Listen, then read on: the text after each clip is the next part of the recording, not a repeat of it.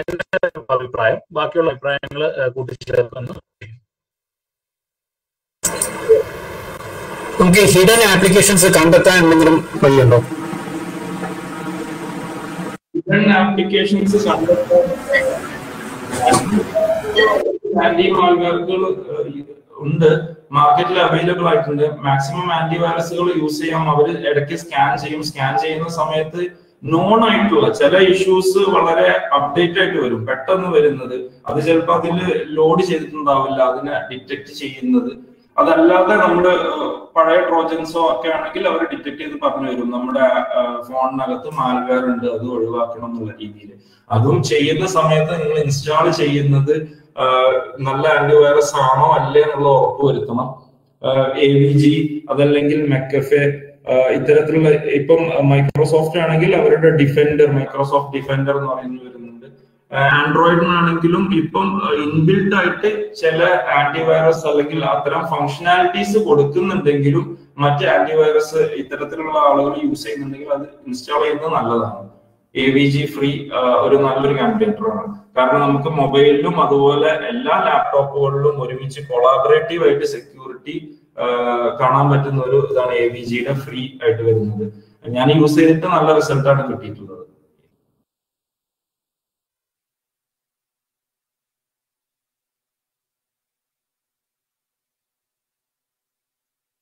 മറ്റുള്ളവർക്കും ചോദിക്കാം. സാറിന്റെ വീഡിയോ കൂടെ ഒന്ന് ഓൺ ചെയ്തിരുന്നെങ്കിൽ.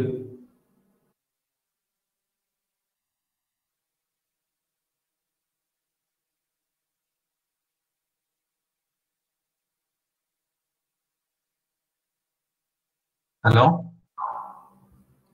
ഓക്കെ. പിന്നെ നന്നായിരുന്നു, പ്രസന്റേഷൻ നന്നായിരുന്നു.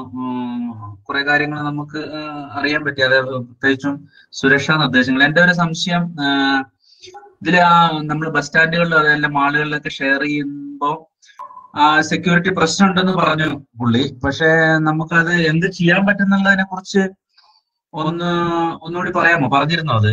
എന്താ നമുക്ക് അതിന് വേണ്ടി ചെയ്യാൻ പറ്റിയത്? നമുക്കതില് റെയിൽവേ നമ്മളൊക്കെ സാധാരണ സ്ഥിരം യൂസ് ചെയ്യുന്നത് ഇത് പറഞ്ഞപ്പോഴാണ് നമ്മള്. നമുക്കെന്താ ചെയ്യാൻ പറ്റുകയെന്ന് പറഞ്ഞു കഴിഞ്ഞാല്, അൺസെക്യൂർ വൈഫൈയിൽ പോയി കഴിഞ്ഞാല് ഒരാള് നമ്മളെ ടാർഗറ്റ് ചെയ്തിട്ട് ഏതെങ്കിലും ഒരു ക്രാക്ക് ചെയ്യാനോ ഹാക്ക് ചെയ്യാനോ ഉള്ള ഒരാള് ടാർഗറ്റ് ചെയ്തിട്ട് അവിടെ ഇരിക്കുന്നുണ്ടെങ്കിൽ നമുക്ക് ചെയ്യാൻ പറ്റുന്ന കാര്യങ്ങൾ കുറവാണ്. കാരണം ഓൾറെഡി വൈഫൈ അൺസെക്യൂർ ആണ്. നമ്മൾ കണക്ട് ചെയ്യുന്നത് ഇപ്പൊ വൈഫൈ നമ്മുടെ ഫോണിന് ഒരു IP അഡ്രസ് ഉണ്ടാവും, അല്ലെങ്കിൽ അതിനൊരു അഡ്രസ് ഉണ്ടാവും നെറ്റ്വർക്കിന്റെ ഉള്ളില്. അതുപോലെ വൈഫൈ റൂട്ടറിന് ഒരു അഡ്രസ് ഉണ്ടാവും. ഇതിന്റെ ഇടയിൽ നമ്മുടെ ഫോണിന്റെ ഉള്ളിൽ നിന്ന് വൈഫൈ റൂട്ടറിലേക്ക് പോകുന്ന പാക്കേജുകളെ man in the middle attack എന്ന വഴി നമുക്ക് വേണമെങ്കിൽ വായിച്ചെടുക്കാൻ പറ്റും. അപ്പൊ ഞാൻ പറയും അത് എനിക്കുള്ള പാക്കറ്റ് ആണെന്ന് പറയും. അത് പൊട്ടിച്ച് വായിച്ചെടുത്ത ശേഷം നമ്മൾ തിരിച്ച് വൈഫൈ റൂട്ടറിലേക്ക് വിടും. ഇതിനെ നമുക്ക് പ്രതിരോധിക്കാൻ വേറെ വഴികൾ കുറവാണ്. അതല്ലെങ്കിൽ നമ്മൾ യൂസ് ചെയ്യുന്ന വെബ്സൈറ്റുകൾ SSL സെക്യൂർ ആണോ എന്ന് നോക്കുക. നമ്മുടെ ബ്രൗസറിനുള്ളിൽ തന്നെ ഇത്തരം എൻക്രിപ്ഷൻസ് നടക്കുന്നുണ്ടോ ഇല്ല എന്നുള്ളതൊക്കെ നോക്കേണ്ടി വരും. അതല്ലെങ്കിൽ അൺസെക്യൂർ ആയിട്ടുള്ള വൈഫൈന്റെ ഉള്ളിലേക്ക് കയറി കഴിഞ്ഞാൽ ചാൻസസ് കൂടുതലാണ്.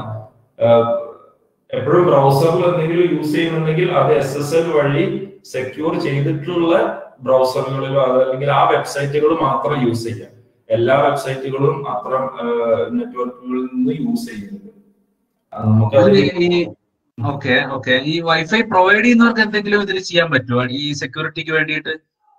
വൈഫൈ പ്രൊവൈഡ് ചെയ്യുന്നവർക്ക് എൻക്രിപ്ഷൻ കാര്യങ്ങളൊന്നും വൈഫൈ പ്രൊവൈഡ് ചെയ്യുന്നവർക്ക് ചെയ്യാൻ പറ്റില്ല. പിന്നെ ഇത്തരത്തിലുള്ള സ്പൂഫിംഗ് നടക്കുന്നുണ്ട്. മാൻ ഇൻ ദ മിഡിൽ അറ്റാക്ക് ചെയ്യണമെങ്കിൽ നമ്മൾ റിലേ ചെയ്തുകൊണ്ടിരിക്കുകയാണ്. അതായത് ഞാൻ ഇപ്പം മാത്യുയുടെ ഫോണിൽ നിന്നും നന്ദകുമാർ സാറിന്റെ ഫോണിലേക്ക് ഒരു മെസ്സേജ് അയക്കണം.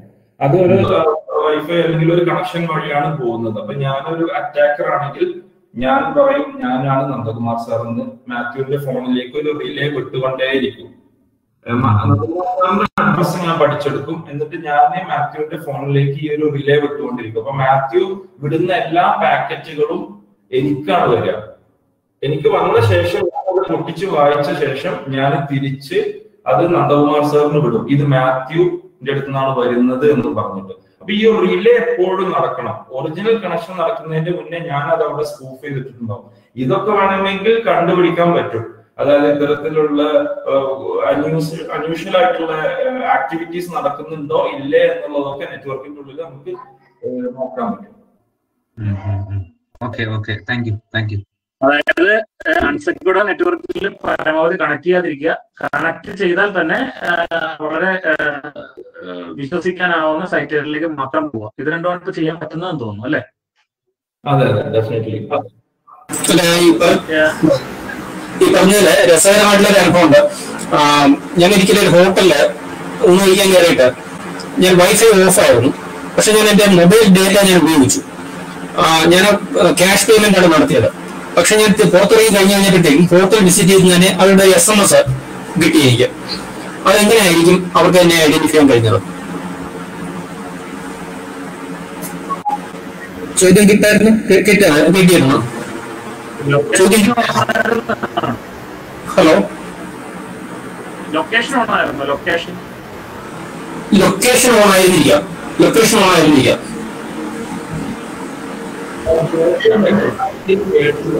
പേയ്മെന്റ് നടത്തിയതിന്റെ ഡീറ്റെയിലിംഗ് പേയ്മെന്റ് ക്യാഷ് ആണ്. ക്യാഷ് പേയ്മെന്റ് ആണ് ഞാൻ നടത്തി.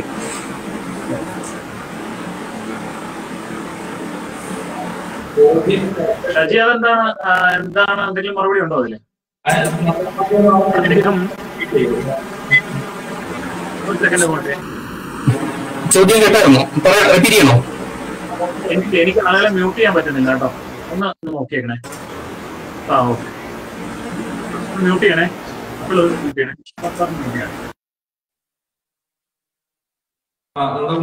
ഷജി പറയാമോ? ആ ചോദ്യം ഒന്നുകൂടെ റിപ്പീറ്റ് ചെയ്തോ, എനിക്ക് കറക്റ്റ് ആയിട്ട് കേട്ടില്ല ചോദ്യം. അദ്ദേഹം ഒരു സ്ഥലത്ത് ആഹാരം കഴിക്കാൻ പോകുന്നു. അവിടെ ക്യാഷ് പേയ്മെന്റ് ആണ്. പക്ഷെ ആ ക്യാഷ് നടത്തി തിരിച്ചാകുമ്പോഴത്തേക്കും ആ ഹോട്ടലിൽ വന്നാലും നന്ദി എന്ന് അദ്ദേഹത്തിന് മെസ്സേജ് വരുന്നു എന്നാണ് പറഞ്ഞത്. നെറ്റ്വർക്ക് ഓൺ ആയിരുന്നു.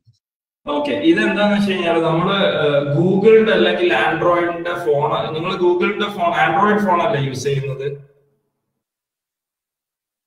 അതെ അതെ അതെ അതെ. ഗൂഗിൾ അസിസ്റ്റന്റ് അല്ലെങ്കിൽ ഗൂഗിളിന്റേതായിട്ടുള്ള നമ്മുടെ ഇമെയിലിലേക്കൊക്കെ വന്നു കഴിഞ്ഞാൽ ഓട്ടോമാറ്റിക് ആയിട്ട് കലണ്ടർ എടുക്കുക. നമ്മുടെ ഇത്തരത്തിലുള്ള മെസ്സേജസ് വന്നു കഴിഞ്ഞാൽ അത് വായിച്ചിട്ട് നമുക്ക് അത്തരത്തിലുള്ള ഓപ്ഷൻസ് ഒക്കെ ഉണ്ട്. അപ്പൊ നമ്മളൊരു ഹോട്ടലിൽ പോയി കഴിഞ്ഞാൽ, അതല്ലെങ്കിൽ നമുക്ക് ഇൻട്രസ്റ്റിംഗ് ആയിട്ടുള്ള ഒരു സ്ഥലത്ത് പോയി കഴിഞ്ഞാൽ അത് അവര് ട്രാക്ക് ചെയ്തിട്ട് നമ്മളടുത്ത് തന്നെ ചോദിക്കും എങ്ങനെ ഉണ്ടായിരുന്നു ഈ റേറ്റിംഗ് ഒക്കെ. അപ്പൊ ലൊക്കേഷൻ ഓൺ ആണെങ്കിൽ അത് ട്രാക്ക് ചെയ്യുന്നുണ്ട്. നമ്മൾ ഗൂഗിളിന്റേതായിട്ടുള്ള ജി സ്യൂട്ടിന്റെ അല്ലെങ്കിൽ ഗൂഗിളിന്റെ അഡ്മിൻ ഏരിയയിൽ പോയി കഴിഞ്ഞാൽ ഇത്തരത്തിലുള്ള വെബ് ആക്ടിവിറ്റീസ് നമുക്ക് ഓഫ് ചെയ്ത് വെക്കാൻ പറ്റും. നമ്മൾ ട്രാക്ക് ചെയ്യുന്നത് നമ്മുടെ വെബ് ആക്ടിവിറ്റീസ്, നമ്മുടെ GPS ആക്ടിവിറ്റീസ്, നമ്മുടെ യൂട്യൂബ് ഹിസ്റ്ററി, ബ്രൗസർ ഹിസ്റ്ററി, ഇതെല്ലാം നമ്മൾ ഓഫ് ചെയ്ത് വെക്കുകയാണെങ്കിൽ അതിനുള്ള പ്രൊവിഷൻസ് അവർ തരുന്നുണ്ട്. പക്ഷെ എപ്പോഴും അത് ഡിഫോൾട്ട് ഓൺ ആയിരിക്കും. നമ്മൾ തുടങ്ങുമ്പോൾ തന്നെ അതൊന്നും അവർ കാണിക്കൂല. താഴേക്ക് ഒത്തിരി കൂടി സ്ക്രോൾ ചെയ്ത് പോയാൽ അതൊക്കെ ഓഫ് ചെയ്യാനുള്ള ബട്ടണൊക്കെ കാണുള്ളൂ. അപ്പൊ ഇത് എപ്പോഴും ഓൺ ആയിരിക്കും. അപ്പൊ നമ്മൾ നെക്സ്റ്റ് അടിച്ചു പോകുന്ന സമയത്ത് താഴേക്കൊന്ന് സ്ക്രോൾ ചെയ്ത് നോക്കി കഴിഞ്ഞാൽ ഒരുപാട് ഓപ്ഷൻസ് കാണാം. ഇതെല്ലാം ഓഫ് ചെയ്യണം. കാരണം ഇതൊക്കെ നിയമപരമായി ഇത്തരം സർവീസസ് കൊടുക്കുമ്പോൾ ഈ ഓപ്ഷൻ കൊടുക്കണം എന്നുള്ളത് നിർബന്ധമാണ്.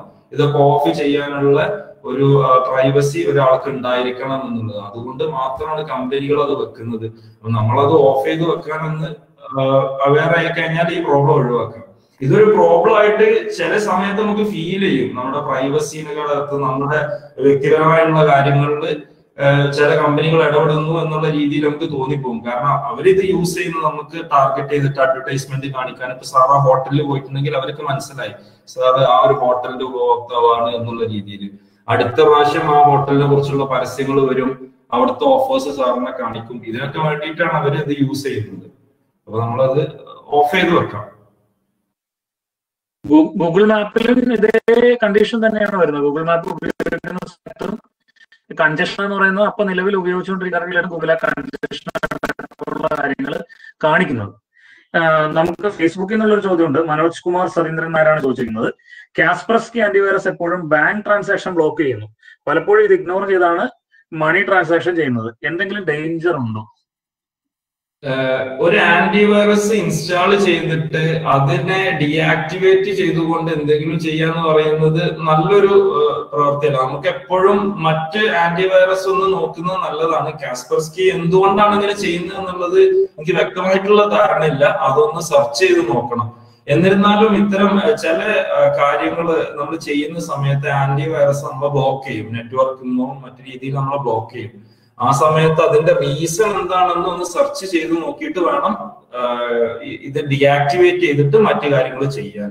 അപ്പം അത് നമ്പർ എടുത്തു കഴിഞ്ഞാൽ എന്താണ് അതിന്റെ റീസൺ എന്നുള്ളത് നമുക്ക് അറിഞ്ഞു കഴിഞ്ഞാൽ അവർക്ക് റിപ്ലൈ കൊടുക്കാൻ പറ്റും. എന്താണ് അവർ ചെയ്യാൻ ഉദ്ദേശിച്ചത്. സെക്യൂർഡ് അല്ലാത്ത വെബ് ബ്രൗസർ ഉപയോഗിച്ച് അകത്ത് കിടക്കുക തുടങ്ങിയ സാധനങ്ങളിലൊക്കെ ആവാം. അടുത്ത ചോദ്യം രമേശൻ യുവമാണ്.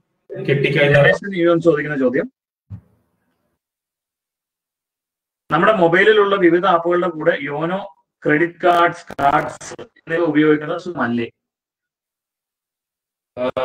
ക്രെഡിറ്റ് കാർഡ് ഡീറ്റെയിൽസ് നമ്മുടെ ആപ്പുകളിൽ സേവ് ചെയ്യുന്നത് അപകടപരമല്ലേ എന്നുള്ളതാണ് ചോദ്യം.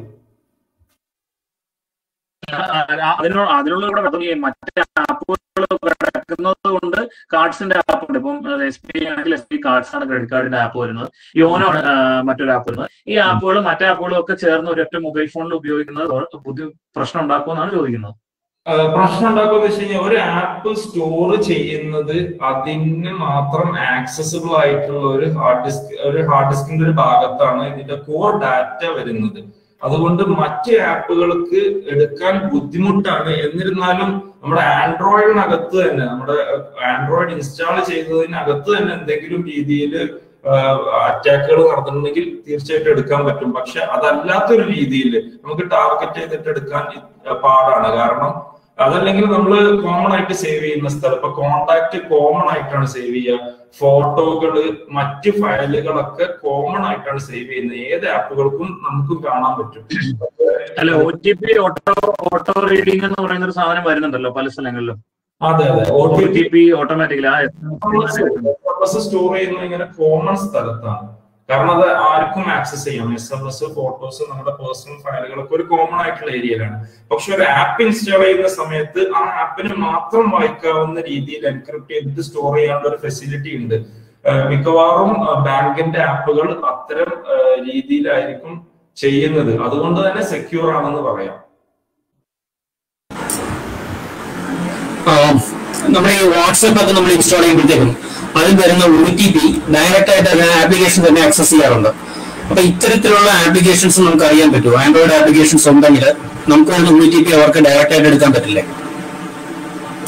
ഒരു ആപ്പിന്റെ സെക്യൂരിറ്റി, ഒരു ആപ്പ് നമ്മളൊരു ലോങ് പ്രസ് ചെയ്ത് അതിന്റെ സെക്യൂരിറ്റിയിൽ പോയി കഴിഞ്ഞാൽ ആപ്പിന് കൊടുത്തിട്ടുള്ള പെർമിഷൻസ് നമുക്ക് കാണാൻ പറ്റും. ആ പെർമിഷനിൽ SMS, അതായത് മെസ്സേജസ് പെർമിഷൻസ് ഓൺ ആണെങ്കിൽ ആ ആപ്പുകൾക്കെല്ലാം നമ്മുടെ മെസ്സേജ് വായിക്കാനുള്ള, SMS വായിക്കാനുള്ള കഴിവുണ്ട്. അപ്പം നമ്മുടെ സെറ്റിംഗ്സിൽ പോയി കഴിഞ്ഞിട്ട് ആപ്പ് മാനേജറിൽ പോയി കഴിഞ്ഞാൽ ഓരോ ആപ്പുകൾ എടുത്തിട്ട് അതിന് ഏതൊക്കെ പെർമിഷൻസ് ആണുള്ളതെന്ന് നോക്കിക്കഴിഞ്ഞാൽ നമുക്ക് അറിയാൻ പറ്റും ഏതൊക്കെ ആപ്പുകൾക്കാണ് ആക്സസ് ഉള്ളത് എന്നുള്ളത്. അത് മെസ്സേജ് മാത്രമല്ല, അത് ഫോട്ടോ ആണെങ്കിലും നമ്മുടെ ഫയലുകള്, ക്യാമറ, നമ്മുടെ GPS പൊസിഷൻ, അതുപോലെ തന്നെ ഈ ഫോണിനകത്ത് ഒത്തിരി മറ്റ് സെൻസറുകളുണ്ട്. നമ്മള് പ്രോക്സിമിറ്റി സെൻസർ, അതുപോലെ കോമ്പസിന് യൂസ് ചെയ്യുന്ന സെൻസേഴ്സ്, ഇതിനെല്ലാം ആക്സസ് ഉണ്ട് ആപ്പുകൾക്ക്. നമ്മുടെ ആക്സിലറോമീറ്റർ, അതെല്ലാം അവിടെ എഴുതിയിട്ടുണ്ടാവും ഏതൊക്കെ ആപ്പുകൾക്ക് ഏതൊക്കെ പെർമിഷൻസ് ഉണ്ട്. അത് നമുക്ക് ശ്രദ്ധിച്ചാൽ മതി. അതായത് ഒരു കാര്യം കൂടെ ശ്രദ്ധിക്കാൻ പറ്റുന്ന ഒരു കാര്യം, നമുക്ക് വളരെ സീരിയസ് ആയിട്ടുള്ള നമ്മുടെ ഫോൺ ഒരാൾ ഉപയോഗിക്കുന്നുണ്ടെങ്കിൽ, പ്രത്യേകിച്ച് കുട്ടികൾ ഉപയോഗിക്കുന്നുണ്ടെങ്കിൽ, അവർ ഇൻസ്റ്റാൾ ചെയ്തിട്ടുള്ള ആപ്പുകൾ ഡെയിലി എന്തൊക്കെല്ലാം പുതിയ ആപ്പുകൾ ആഡ് ചെയ്തിട്ടുണ്ടോ എന്നുള്ളത് നമ്മൾ ചെക്ക് ചെയ്യുക. അങ്ങനെ ചെക്ക് ചെയ്യുമ്പോൾ കാര്യങ്ങളാണ് ആക്സസ് കൊടുത്തിട്ടുള്ളത്. SMS ഉണ്ടെങ്കിൽ അടിയന്തരമായിട്ട് അത് കളയേണ്ടതാണ്. കാരണം SMS-ലേക്കാണ് നമ്മുടെ OTP വരുന്നത്. OTP ഓട്ടോമാറ്റിക്കലി റീഡ് ചെയ്ത് കഴിഞ്ഞാൽ നമ്മുടെ അക്കൗണ്ടിലുള്ള പണം പോകും. അതുകൊണ്ട് അത്തരം സാധനങ്ങൾ, കോണ്ടാക്റ്റുകൾ, അതുപോലെ തന്നെ ഫോട്ടോ ആക്സസ് ചെയ്യാനുള്ള ഓപ്ഷൻസ്, ഇതെല്ലാം അത്തരം ആപ്പുകളിൽ നിന്ന് ഒഴിവാക്കേണ്ടതാണ്. അത് പറ്റുമെങ്കിൽ നമുക്ക് ആവശ്യമില്ലാത്ത ആപ്പുകളും പൂർണ്ണമായിട്ടും ഡിലീറ്റ് ചെയ്ത് കളയുക.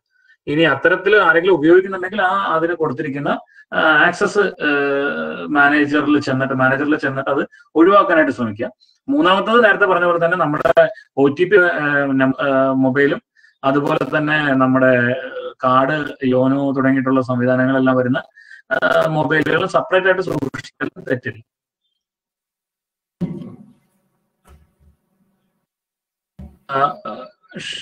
ഒരു ചോദ്യം സജീവസ് ചോദിച്ചിരിക്കുന്നു. Information or precaution while you ചോദ്യം വ്യക്തമായില്ല സർ. അതായത് പേടിഎമ്മും അതുപോലെ തന്നെ ഗൂഗിൾ പേ ഉപയോഗിക്കാൻ നേരത്തെ എന്തെങ്കിലും ശ്രദ്ധിക്കേണ്ടതുണ്ടോ? ഗൂഗിൾ പേ അതുപോലെ പേടിഎം.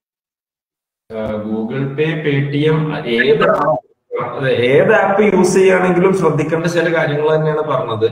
നമ്മളിപ്പം ഒരു സ്ക്രീൻ ഇപ്പൊ ഒരു ആപ്പ് ഇൻസ്റ്റാൾ ചെയ്യുകയാണ്, നമ്മൾ എന്തിനാന്ന് അറിയില്ല, ഒരു ആപ്പ് ഇൻസ്റ്റാൾ ചെയ്ത് ഒരു ഗെയിം ആയിരിക്കാം, എന്തെങ്കിലും ആയിരിക്കാം, അത് ചിലപ്പോൾ സ്ക്രീൻ റെക്കോർഡിങ് എപ്പോഴും ഓൺ ആക്കുന്ന രീതിയിൽ ചിലപ്പോൾ അവര് ചെയ്തിട്ടുണ്ടാവും. അത് നമ്മൾ അറിയില്ല, അത് ആപ്പ് ചിലപ്പോൾ ബാക്ക്ഗ്രൗണ്ടിൽ ഒരു സർവീസ് പോലെ റൺ ചെയ്യുന്നുണ്ടാവും. അതുകൊണ്ട് ഇത്തരത്തിലുള്ള ആപ്പുകൾ യൂസ് ചെയ്യുമ്പോൾ ജസ്റ്റ് മറ്റേ ആപ്പുകൾ ഓപ്പൺ ആണോ അല്ലേ എന്നുള്ളത് നോക്കാം. മാക്സിമം വേണ്ട കാര്യങ്ങൾ മാത്രമേ ഇൻസ്റ്റാൾ ചെയ്യാം. നമ്മൾ ഏത് ആപ്പ് പൈസയുടെ ഒരു ഇഷ്യൂ മാത്രമല്ല, അതായത് ട്രാൻസാക്ഷനലി നടക്കുന്ന കാര്യങ്ങളെ മാത്രമല്ല ഇവര് ടാർഗറ്റ് ചെയ്യുന്നത്. ഇവര് ടാർഗറ്റ് ചെയ്യുന്ന നമ്മുടെ പേഴ്സണൽ കാര്യങ്ങളെല്ലാം ഇവര് ടാർഗറ്റ് ചെയ്യും. അതുകൊണ്ട് ഫിനാൻഷ്യൽ മാത്രമല്ല, ഇവര് അങ്ങോട്ട് എത്തിപ്പെടാൻ പല വഴികളും സ്വീകരിക്കും. അപ്പൊ നമ്മൾ ഒരിക്കലും ഇത് യൂസ് ചെയ്യുന്നില്ലെങ്കിൽ പോലും, ഇപ്പൊ ഫിനാൻഷ്യൽ ട്രാൻസാക്ഷൻസ് ഈ മൊബൈൽ വഴി യൂസ് ചെയ്യുന്നില്ലെങ്കിൽ പോലും ഇത്തരം കാര്യങ്ങൾ നമ്മൾ ശ്രദ്ധിക്കേണ്ടതുണ്ട്. പേടിഎമ്മിന്റെ പേടിഎം നോയിഡ എന്ന് പറഞ്ഞൊരു ട്രാൻസാക്ഷൻ, അത് ഇങ്ങനെ ഒരു പ്രത്യേകിച്ച് ശ്രദ്ധിക്കപ്പെട്ട ട്രാൻസാക്ഷൻ ഞാൻ പറയാൻ കാരണം, കഴിഞ്ഞ ഒരു ഏപ്രിലില് ഞാൻ എന്റെ ഒരു ക്രെഡിറ്റ് കാർഡ് ട്രാൻസാക്ഷൻ നടത്തിയിരുന്നു. ICICIയുടെ ഒരു ക്രെഡിറ്റ് കാർഡ് ഉപയോഗിച്ചിട്ട് ട്രാൻസാക്ഷൻ നടത്തിയിരുന്നു. പക്ഷെ അത് കഴിഞ്ഞിട്ട് ഒരാഴ്ച കഴിഞ്ഞിട്ട് സ്റ്റേറ്റ്മെന്റ് വന്നു കഴിഞ്ഞപ്പോഴത്തേക്കും ഒരു 3 ദിവസം കഴിഞ്ഞിട്ട് 1100 രൂപ വെച്ചിട്ട് 2 ട്രാൻസാക്ഷൻ നടന്നേക്കുന്നു. അതിനകത്ത് പറഞ്ഞേക്കുന്നത് പേടിഎം നോയിഡ എന്ന് പറഞ്ഞിട്ടാണ്. ഞാനത് അവരുടെ കസ്റ്റമർ കെയറിലൊക്കെ ഈ പ്രശ്നമായതുകൊണ്ട് ഇപ്പൊ കസ്റ്റമർ കെയറൊക്കെ അവർ വളരെ ലിമിറ്റായിട്ട് വർക്ക് ചെയ്യുന്നുള്ളൂ.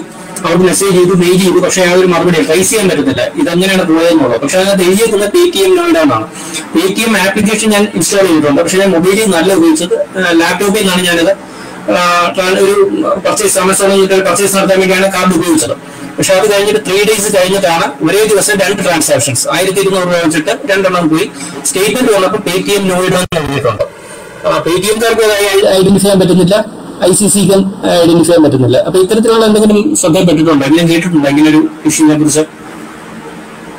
ഇതില് പേടിഎം നോയിഡ എന്ന് പറയുന്നത് ആ പൈസ എടുത്തിട്ടുള്ള കമ്പനിയുടെ ആ ഒരു പേരായിരിക്കും എഴുതുന്നത്. ഇത്തരത്തിലുള്ള ഇഷ്യൂസ് ഉണ്ടായിട്ടുണ്ടെങ്കിൽ ഒരു ഗ്രീവൻസ് സെൽ ഉണ്ട്, ബാങ്കിന്റെ ക്രെഡിറ്റ് കാർഡ് ഗ്രീവൻസ് സെൽ ഉണ്ട്.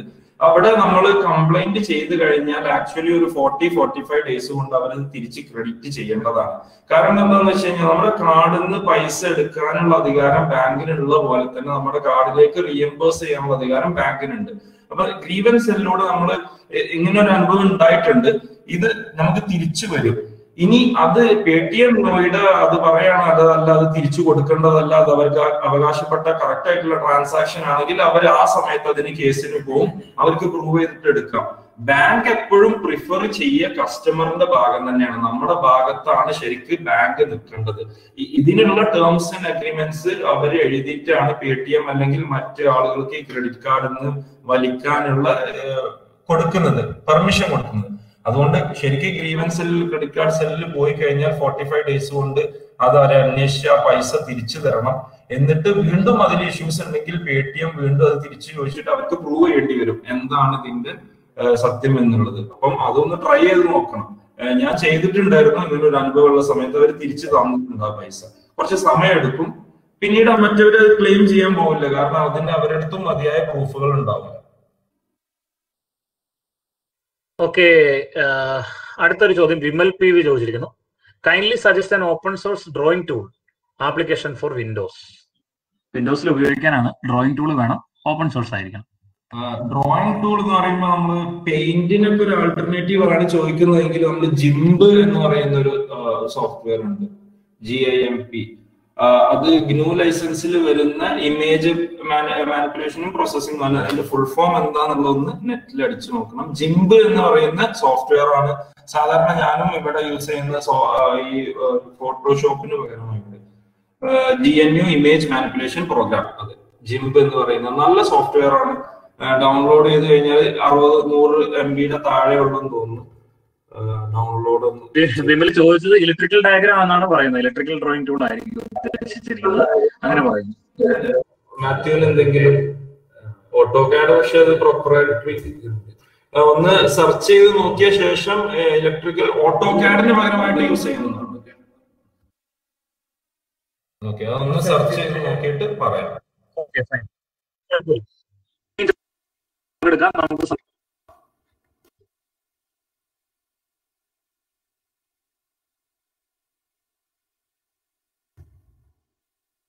വിനോദ് സോമൻ തമ്പി, തുടക്കത്തിൽ സൗണ്ട് പ്രോബ്ലം ഉണ്ടായിരുന്നു, തുടർന്ന് നല്ല രീതിയിലായി, നല്ല പുതിയ അറിവുകൾ ലഭ്യമാക്കാൻ ഉപകരിച്ചു.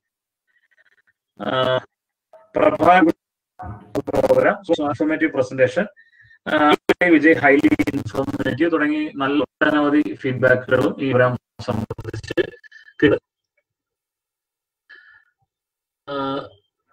ഇന്റർനെറ്റ് സെക്യൂർ ഓപ്പൺ സോഴ്സ് സോഫ്റ്റ്വെയറുകൾ ചോദ്യങ്ങൾ ഉണ്ടെങ്കിൽ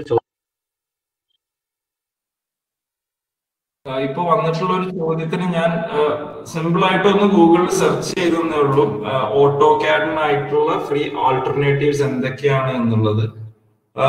ഒത്തിരി ആൾട്ടർനേറ്റീവ്സ് കാണുന്നുണ്ട്. ഇതിൽ ഏതാണ് നല്ലത് എന്ന് അറിയണമെങ്കിൽ ഇത് ഓരോന്ന് യൂസ് ചെയ്യുക, അല്ലെങ്കിൽ ഇതിന്റെ റിവ്യൂസ് മറ്റുള്ളവർ നോക്കേണ്ടതായിട്ട് വരും. കറക്റ്റ് ആയിട്ടുള്ള ഒരു ഉത്തരം പറയണമെങ്കിൽ ഇതൊന്ന് യൂസ് ചെയ്ത് നോക്കേണ്ടി വരും. അപ്പൊ ഇതിന് ഫസ്റ്റ് ആയിട്ട് വരുന്നത് ഫ്രീ കാഡ് എന്ന് പറയുന്നുണ്ട്. പിന്നെ ഡ്രാഫ്റ്റ് സൈറ്റ്, ഇത് യൂസ് ചെയ്ത് കഴിഞ്ഞാൽ നമുക്ക് പറയാൻ പറ്റുള്ളൂ ഇതാണോ നമുക്ക് വേണ്ടത്, എന്താണ് ഇതിന്റെ റിവ്യൂസും കാര്യങ്ങളൊക്കെ ഒന്ന് അനലൈസ് ചെയ്യും. എപ്പോഴും ഓപ്പൺ സോഴ്സ് ആൾട്ടർനേറ്റീവ് നോക്കുന്ന സമയത്ത് നമ്മൾ അതിന്റെ ഗിറ്റ് ഹബിലേക്ക് ജസ്റ്റ് ഒന്ന് പോയി, ഞാൻ ഗിറ്റ് ഹബ് എടുത്ത് കാണിച്ചു തരാം. അത് ക്ലിയർ ആയിട്ട് എങ്ങനെയാണെന്നുള്ളത് എന്ന് പറഞ്ഞാൽ ഓക്കെ. ഇപ്പൊ ഗിറ്റ് ഹബിൽ പോയി കഴിഞ്ഞാൽ ഇവിടെ നമുക്ക് അറിയാൻ പറ്റും ഇതിന്റെ കമ്മ്യൂണിറ്റി, എത്ര സ്റ്റാർ ഇതിനുണ്ട്, എത്ര ആളുകൾ ഇത് നോക്കിക്കൊണ്ടിരിക്കുന്നുണ്ട്, ഇതിന്റെ ഇഷ്യൂസ് എന്തൊക്കെയാണെന്നുള്ളത്. ഇപ്പൊ നമ്മള് ബിഗ് ബ്ലൂ ബട്ടൺ, നമ്മളിപ്പോ സംസാരിച്ചു കൊണ്ടിരിക്കുന്ന പ്ലാറ്റ്ഫോമിന്റെ ഗിറ്റ് ഹബ് കോഡിലേക്ക് ഒന്ന് പോയി നോക്കാം. Just GitHub, big blue button, GitHub. ഇതാണ് ഈ ഒരു പ്ലാറ്റ്ഫോമിന്റെ കോഡുകൾ സേവ് ചെയ്തിട്ടുള്ള റെപ്പോസിറ്ററി. അതിന് ഒരുപാട് പ്രൊജക്റ്റുകൾ ബാക്ക്എൻഡിലേക്ക് ഒന്ന് പോയി കഴിഞ്ഞാൽ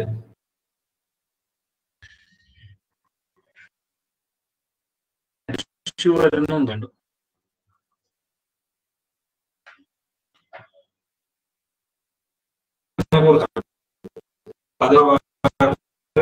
സ്റ്റാർ ചെയ്ത് കട്ടാവുന്നു, സൗണ്ട് കട്ടാവുന്നുണ്ട്.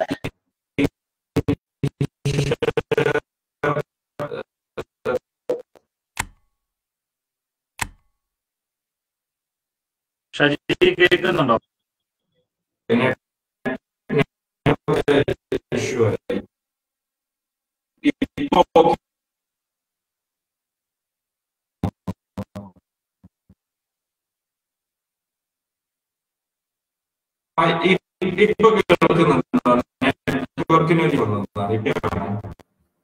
കട്ടാവുന്നുണ്ട്. ഹലോ, ഇപ്പൊ ഓക്കെ, ഇപ്പൊ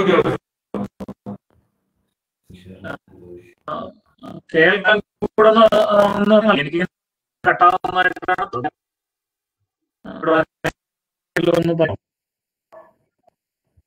എനിക്കും സാറിന്റെ മിക്കവാറും ഞങ്ങളുടെ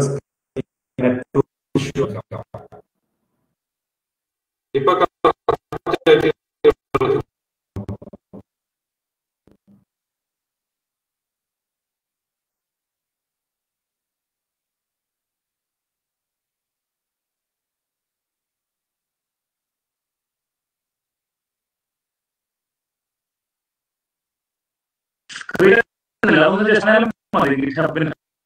പറഞ്ഞവർക്ക് കവറേജിന്റെ ഇഷ്യൂ ഉണ്ടെന്ന് തോന്നുന്നു.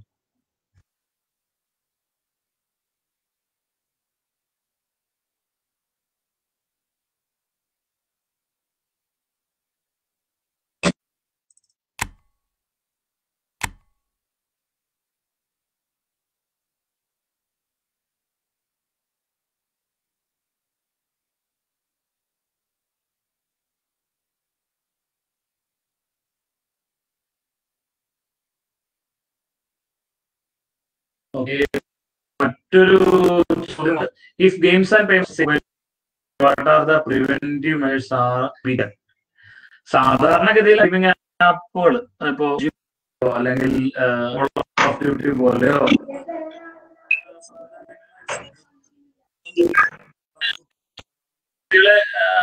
ചില ആപ്ലിക്കേഷനുകളുണ്ട്.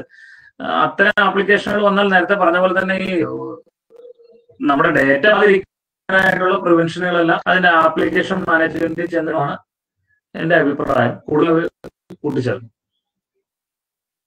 വേറെ ആരോ ഒരു ചർച്ചയിൽ പങ്കെടുക്കാൻ വന്നിരുന്നു. ചർച്ചയിൽ പങ്കെടുക്കാം.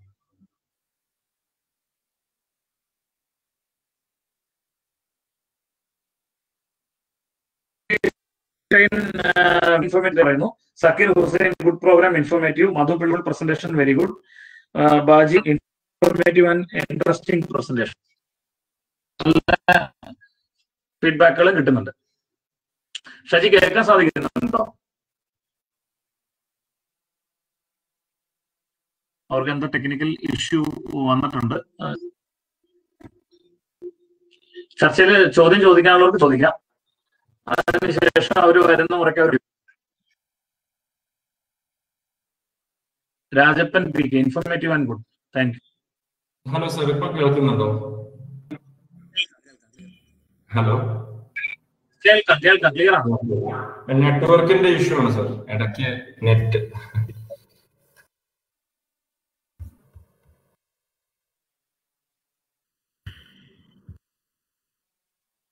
ഗിറ്റ് ഹബിന്റെ ഇതിൽ പോയി കഴിഞ്ഞാൽ നമുക്ക് അതിന്റെ ഇഷ്യൂസ്, കമ്മ്യൂണിറ്റി കാര്യങ്ങളെല്ലാം കാണാൻ പറ്റും. എത്ര ഇഷ്യൂസ് അതിൽ പെൻഡിങ് ആണ്, അതിൽ ആരെങ്കിലും വർക്ക് ചെയ്യുന്നുണ്ടോ, അവരത് സോൾവ് ചെയ്യുന്നുണ്ടോ, ആരൊക്കെയാണ് അതിൽ വർക്ക് ചെയ്യുന്നത്, അത്തരം കാര്യങ്ങളെല്ലാം നമുക്ക് അറിയാൻ പറ്റും.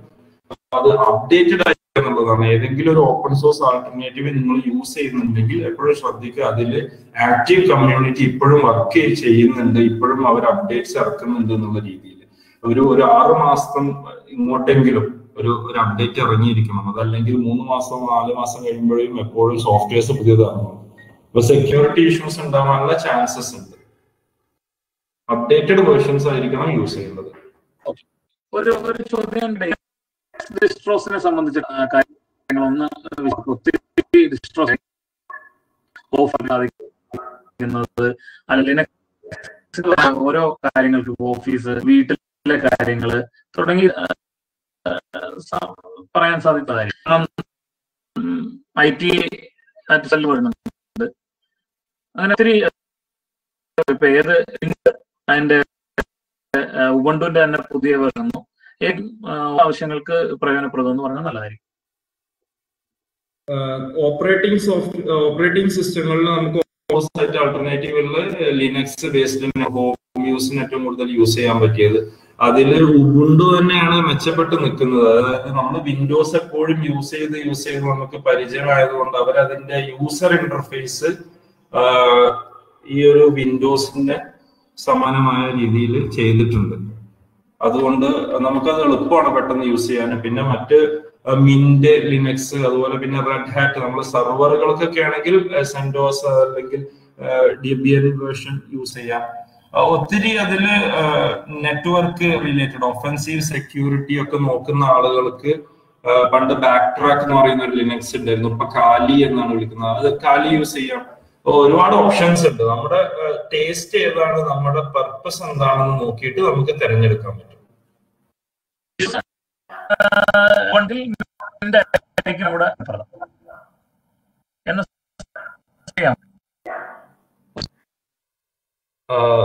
ശരിക്കും കേട്ടത് സർ, ഒഫീഷ്യൽ യൂസിന് നമ്മുടെ ഓഫീസ് ആവശ്യങ്ങൾക്ക് മാത്രം ഉബുണ്ടുവിലേക്ക് അതെ, ഒഫീഷ്യൽ ആവശ്യങ്ങൾക്ക് ഉബുണ്ടു തന്നെയാണ് നല്ലത്. കാരണം എന്താണെന്ന് വെച്ച് കഴിഞ്ഞാൽ അതിൽ ഒരുവിധ എല്ലാ ടൂളുകളും, ഇപ്പൊ ലിനക്സ് ആണെങ്കിൽ നെറ്റ്വർക്കിലേക്ക് കണക്ട് ചെയ്യാനോ അല്ലെങ്കിൽ വൈഫൈ ചേഞ്ച് ചെയ്യാനൊക്കെ ഒരുപാട് ഓപ്ഷൻസ് ഉണ്ടാവും. നമുക്ക് ടെർമിനലിലൂടെ ചെയ്യാം. അതെല്ലാം വളരെ ഈസി ആയിട്ട് ഒരു യൂസർ ഇന്റർഫേസ് കൊണ്ടുവന്നിട്ടുള്ള ഉബുണ്ടു തന്നെയാണ്. നമ്മളും ഉബുണ്ടു ആണ് ഓഫീസുകളിൽ യൂസ് ചെയ്യുക.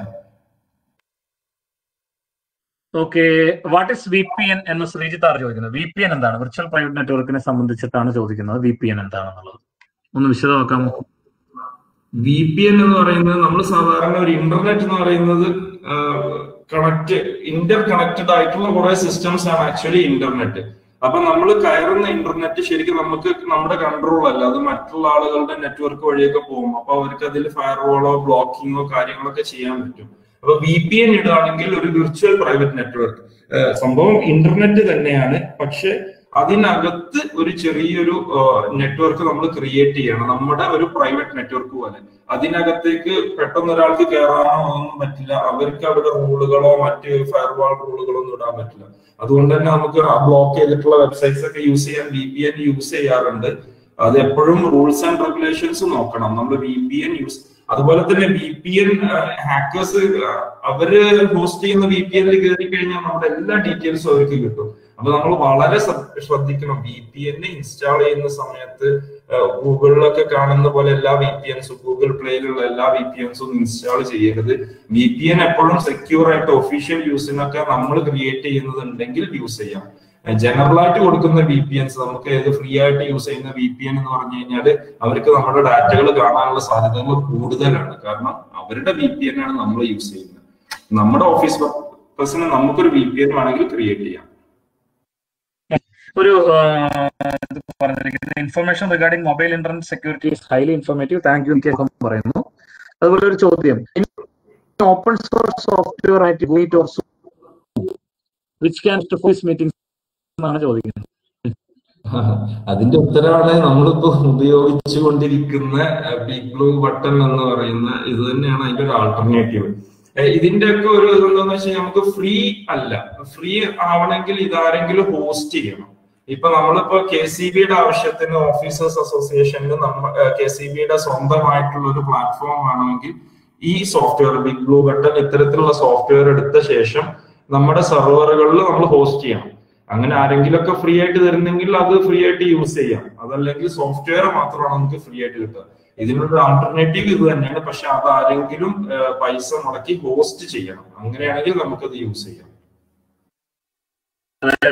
ഓപ്പൺ സോഴ്സ് കോസ്റ്റ് ഉണ്ട്. കുറെ ക്ലോസ്ഡ് സോഴ്സിനെ അപേക്ഷിച്ച് കൂടുതൽ ആകുക തന്നെ. കാരണം എന്ന് പറഞ്ഞാൽ അത് പിന്നെ സെക്യൂരിറ്റി അത് നിങ്ങൾക്ക് പ്രൊവൈഡ്, ഇതെല്ലാം വ്യത്യസ്തം.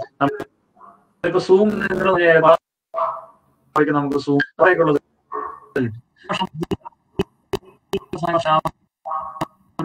പക്ഷെ നമ്മുടെ ഒരു ഇൻഫർമേഷൻ എന്ന് പറയുന്ന ഒരു കോസ്റ്റ് സോഫ്റ്റ്വെയർക്ക് നൽകുന്നുണ്ട്. ഇവിടെ പൂർണ്ണമായുള്ള ഒരു സോഫ്റ്റ്വെയർ സാധിക്കും നമ്മുടെ സാധനങ്ങളിലേക്ക് പോകണം. എന്തായാലും 80-ലധികം ആളുകൾ ഒരേ സമയം സൈമിൾട്ടേനിയസ് ആയിട്ട് പ്രോഗ്രാം ചെയ്തിട്ടും അത് നമുക്ക് ഇന്റർനെറ്റിൽ വഴി കൊടുക്കാൻ എല്ലാ സ്ഥലങ്ങളും അവർക്ക് ഓക്കെ ആണ് എന്നുള്ള നമ്മുടെ ഒരു അഭിപ്രായം. മറ്റൊരു റിച്ച് ആന്റണിയാണ് ചോദിച്ചിരിക്കുന്നത്, മലയാളം ലെറ്റർ പ്രിപ്പയർ ഉപകരിക്കുന്ന നല്ല സോഫ്റ്റ്വെയർ എന്തെങ്കിലും പറയാമോ? ഇതും സെർച്ച് ചെയ്തിട്ട് പറയേണ്ടി വരും. മലയാളം ലെറ്റർ വേർഷന് ഉപയോഗിക്കുന്ന ഒരു നല്ല സോഫ്റ്റ്വെയർ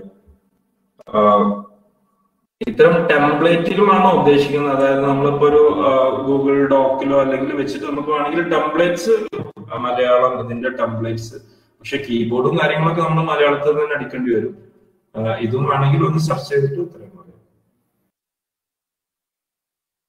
ഈ Google hand writing tool Android സംവിധാനങ്ങൾ ഉപയോഗിക്കുമ്പോൾ ഗൂഗിൾ ഹാൻഡ് റൈറ്റിംഗ് ഞാൻ സാധാരണ വേണ്ടി മലയാളത്തിൽ ചെയ്യുന്ന സംവിധാനം എന്റെ ഫോണിൽ ഞാനത് സെറ്റ് ചെയ്യും. അതിനുശേഷം മെയിൽ ചെയ്ത് ഇതിലേക്ക് എടുക്കുകയും PD കൺവേർട്ട് എടുക്കുകയാണ് ചെയ്യുന്നത്.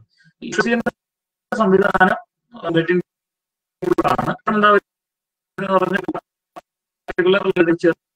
ചെറിയ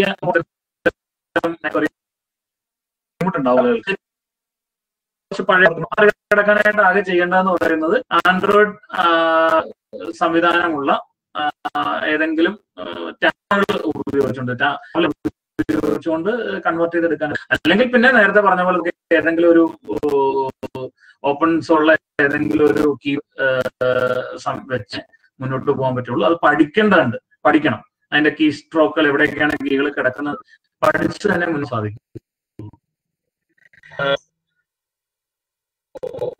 പിന്നെ ഒരു ചോദ്യം ചോദിച്ചിരിക്കുന്നത് നമ്മൾ സ്വീകരിക്കേണ്ട നടപടിക്രമങ്ങൾ എന്തൊക്കെയാണെന്ന് പറയാം. മനോജ് തന്നെയാണ് ചോദിച്ചിരിക്കുന്നത്. ഇന്റർനെറ്റ് ഫ്രോഡ് ഒന്നുകൂടെ റിപ്പീറ്റ് ചെയ്യോ സർ ക്വസ്റ്റ്യൻ? ഇന്റർനെറ്റ് ഫ്രോഡ് ഉണ്ടായാൽ നടപടിക്രമം. ഇന്റർനെറ്റ് ഫ്രോഡ് എന്തെങ്കിലും നടന്നു കഴിഞ്ഞാൽ അത് ഫിനാൻഷ്യലി ആണോ എന്താണ് നടന്നത് എന്നുള്ളത് നോക്കിയിട്ട് അതിന് അധികാരപ്പെട്ട ആളുകളെടുത്ത് അറിയിക്കുക എന്നുള്ളത് തന്നെയാണ്. സാമ്പത്തികമായിട്ടുള്ള ഫ്രോഡുകളാണോ ഉദ്ദേശിച്ചത്? അങ്ങനെയാണെങ്കിൽ അത് ഏറ്റവും സാമ്പത്തിക നടന്നു കഴിഞ്ഞാൽ പെട്ടെന്ന് തന്നെ ബാങ്ക് കാർഡുകൾ ഹോട്ട് ലിസ്റ്റ് ചെയ്യുക. ആദ്യം തന്നെ ഡെബിറ്റ് കാർഡ്, ക്രെഡിറ്റ് കാർഡ് പെട്ടെന്ന് തന്നെ ഹോട്ട് ലിസ്റ്റ് ചെയ്യുക. അത് അവരടുത്ത് ക്യാൻസൽ ചെയ്യാൻ പറയാ. അതിനുള്ള ഗ്രീവൻസ് സെല്ലിലേക്ക് അവരെ വിളിച്ച് അത് അറിയിക്കുക. മറ്റ് ക്രിമിനൽ സ്വഭാവമുള്ള എന്തെങ്കിലും ഉണ്ടെങ്കിൽ പോലീസിലും മറ്റും സൈബർ ക്രൈമിലൊക്കെ അറിയിച്ചിട്ട് വേണം നടപടിയെടുക്കാൻ. അവര് പുതിയ ക്രെഡിറ്റ് കാർഡും കാര്യങ്ങളെല്ലാം തരും. പക്ഷെ അവരന്വേഷിക്കും നമ്മുടെ ഭാഗത്തു നിന്നാണോ ഈ തെറ്റ് വന്നിട്ടുള്ളത് എന്നുള്ള രീതിയിൽ. Aneesh Anand, good presentation, congratulate. എല്ലാ VT വിജയനും അവരുടെ സെക്യൂരിറ്റി വിഷയങ്ങളെ സംബന്ധിച്ചുള്ള നല്ല വിഷയം എന്ന് പറഞ്ഞിട്ടുണ്ട്. മറ്റൊരു ചോദ്യം കൂടുതലേക്ക്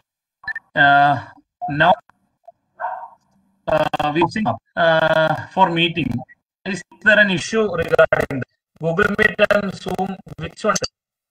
ഇപ്പോ നമ്മൾ ഉപയോഗിച്ചതാണ്. അതിലെന്തെങ്കിലും സൂമും ഏതാണ് ബെറ്റർ?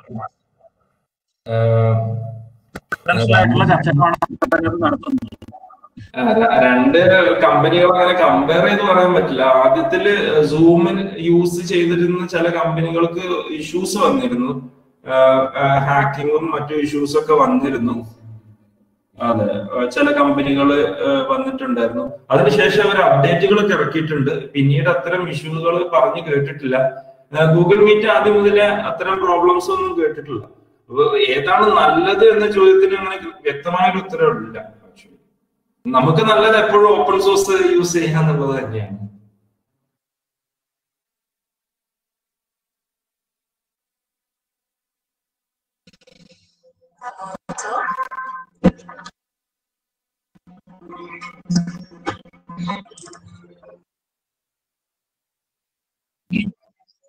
ചർച്ച തുടരുകയാണ്. ചർച്ചയിൽ പങ്കെടുത്ത്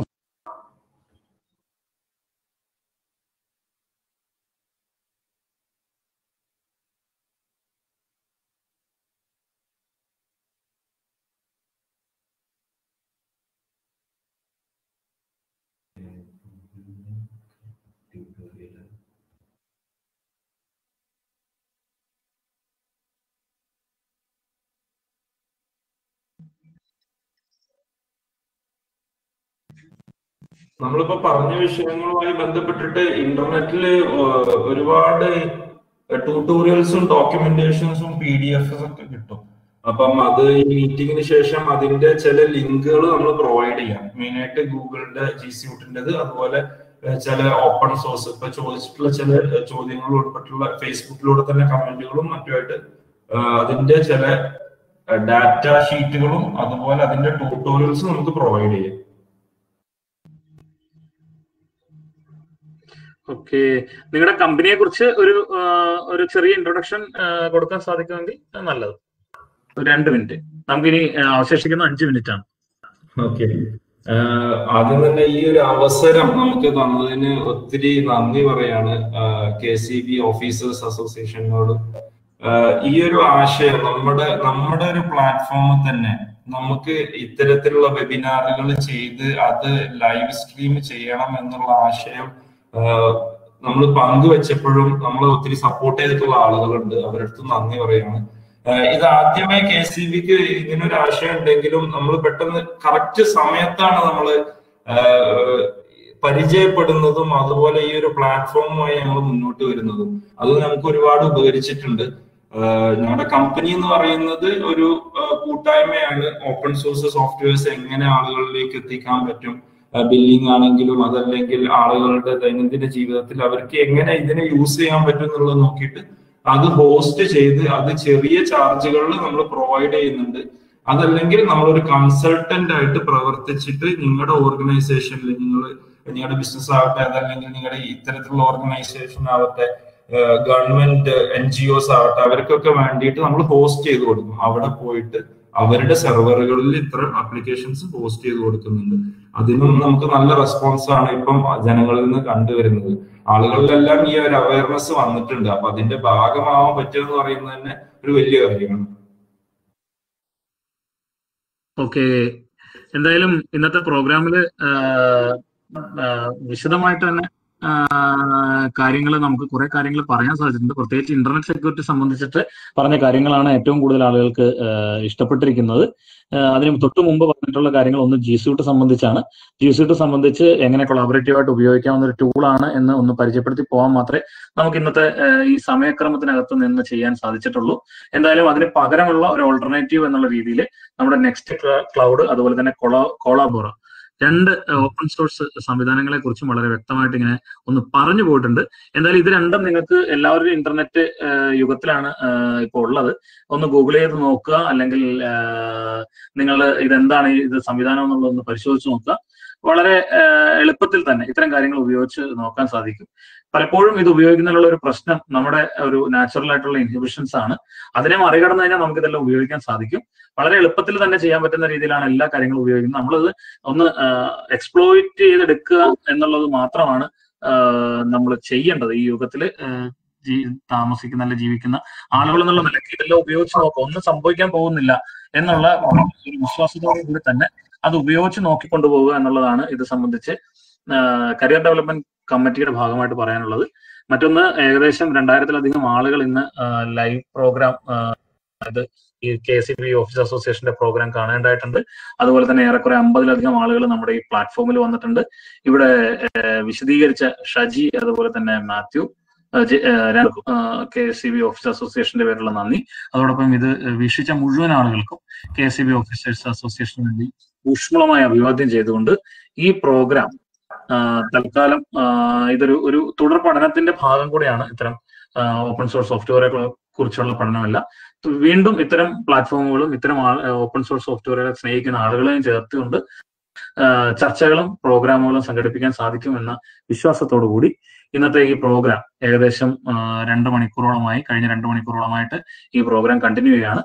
ഇവിടെ കൂടിയിരിക്കുന്ന മുഴുവൻ പേർക്കും വേണ്ടി ഒരിക്കൽ കൂടി ഓപ്പൺ മൈൻഡ് ഗ്രൂപ്പിന് നന്ദി പറഞ്ഞുകൊണ്ട് അവസാനിപ്പിക്കുകയാണ്. അതോടൊപ്പം തന്നെ തൊട്ടടുത്ത ദിവസങ്ങളിലും വരുന്ന ഞായറാഴ്ചകളിലും നമ്മൾ ഈ പ്രോഗ്രാം വെബിനാർ അടുത്ത ഒരു പുതിയ ടോപ്പിക്കുമായി KCB ഓഫീസ് അസോസിയേഷൻ ഇതേ സമയം തന്നെ 7:30 മുതൽ 9:30 വരെ ഉണ്ടാവും. ഫേസ്ബുക്കിൽ നിങ്ങൾക്ക് എല്ലാ KCB ഓഫീസ് അസോസിയേഷന്റെ ഫേസ്ബുക്ക് പേജ് വഴിയാണ് ഞങ്ങളിത് കൊടുക്കുന്നത്. അതോടൊപ്പം തന്നെ ഒരു വെബിനാർ പ്ലാറ്റ്ഫോം വഴിയും ഇത് KCB ഓഫീസ് അസോസിയേഷനിലെ അംഗങ്ങൾക്ക് ഒരു പ്ലാറ്റ്ഫോം നമ്മൾ ഒരുക്കിയിട്ടുണ്ട്. ഈ രണ്ട് സംവിധാനങ്ങളും പരമാവധി യൂട്ടിലൈസ് ചെയ്യുക. അതുപോലെ തന്നെ ഞങ്ങളുടെ ഫേസ്ബുക്ക് പേജ് നിർബന്ധമായും നിങ്ങൾ എല്ലാവരും തന്നെ ലൈക്ക് ചെയ്യുകയും കമന്റ് ചെയ്യുകയും ചെയ്താൽ നിങ്ങൾക്ക് തുടർന്നും ഇത്തരം പ്രോഗ്രാമുകൾ നിങ്ങളിലേക്ക് ഞങ്ങൾക്ക് എത്തിക്കാൻ സാധിക്കും. അതുപോലെ ഇത് സംബന്ധിച്ച അഭിപ്രായങ്ങൾ കൃത്യമായി നിങ്ങൾ ഓരോരുത്തരും രേഖപ്പെടുത്തണമെന്നും അത് വലിയൊരു ഊർജം ഞങ്ങൾക്കും ഇത് നടത്തുന്ന ആളുകൾക്കും അതുപോലെ തന്നെ ഇവിടെ ചർച്ച സംഘടിപ്പിക്കുന്നവർക്ക് ഉണ്ടാവുമെന്ന് മാത്രം പറഞ്ഞുകൊണ്ട് ഒരിക്കൽ കൂടി എല്ലാവരെയും അഭിവാദ്യം ചെയ്തുകൊണ്ട് ഈ പ്രോഗ്രാം അവസാനിച്ചതായി അറിയിക്കുന്നു. നന്ദി, നമസ്കാരം.